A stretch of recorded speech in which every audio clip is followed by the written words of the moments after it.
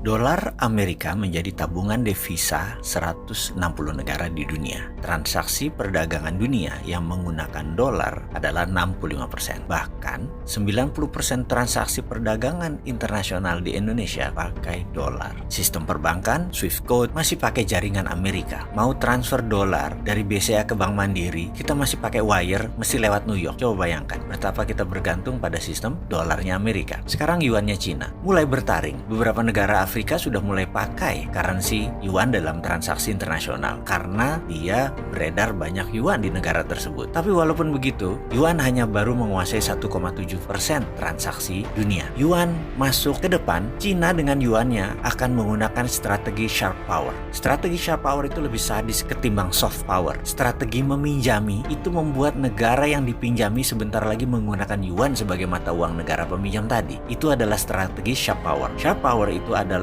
dengan berbagai cara pintar dibungkus dengan proyek jangka panjang yang pada akhirnya adalah untuk masuk trapnya yuan. Jadi kalau kita bicara currency domination, ujung-ujungnya Amerika masih number one, masih numero uno. Kita bahas sebentar tentang rupiah. Selama 7 presiden rupiah tergerus terus nilainya ke bawah. Ada yang terdepresiasi, ada yang terdevaluasi. Intinya nilainya turun terus. Bahkan pernah ke 16.000 terendahnya. Dan apakah dengan transaksi perdagangan kita yang selalu tekor dalam 5 tahun ke depan, akankah jebol rekor 16.000 itu melemah menjadi 17.000? Walau alam. Tapi trennya ke arah sana. Sementara, apalagi yang kita harus pikirkan? Militeri. Urusan perang bedil dan kombatan, kita sangat terbatas. Anggaran kita terbatas. Proxy war, kita nggak terlalu paham. Kita nggak terlalu ngerti bagaimana memakai proxy war. Apalagi hybrid war. Kita lebih nggak ngerti lagi. Bingung apa itu hybrid war. Non-kombatan lainnya, Indonesia sudah kalah di mana-mana. Buktinya, ideological warfare kita kalah, counter ideological warfare-nya nggak ada. Ini kita berantakan di banyak hal karena negara lain mendominasi Indonesia. Sekarang kita lihat apa lagi? Perang apa lagi yang ada? Perang ekonomi atau economic warfare? Kita nggak punya pertahanannya. International warfare sudah telanjang bagi Indonesia. Kita nggak punya pertahanan. Semua sudah terbaca. Mau apa lagi? Media warfare, kita kalah telak. Teknologi warfare, apalagi kita pakai semua teknologi asing. Informational, kita udah nggak bisa nyensor. Udah banyak cara untuk kita ditelanjangi atau diserang oleh mereka. Terakhir, tentang cultural warfare atau perang budaya. Lebih parah lagi, Hollywood, drama Korea, Bollywood, film Hong Kong sudah masuk sampai pelosok rumah-rumah di ujung kampung-kampung di Indonesia. Kesimpulan, Indonesia terjajah hampir di semua lini. Secara currency kita kalah, secara militer kita kalah, secara ideologi kita mulai tertekan, secara perdagangan kita kalah, secara budaya kita sudah kalah. Lalu solusinya bagaimana ke depan ini? Intinya adalah kita harus mengerti dulu masalahnya. Setuju nggak? Jangan sampai kita bengong wondering what happened. Dan parah lagi kita mengatakan adalah ini masalah global. Kalau global bisa mempengaruhi Indonesia, itu namanya Indonesia nggak berdaulat. Bagaimana sih ngelihatnya?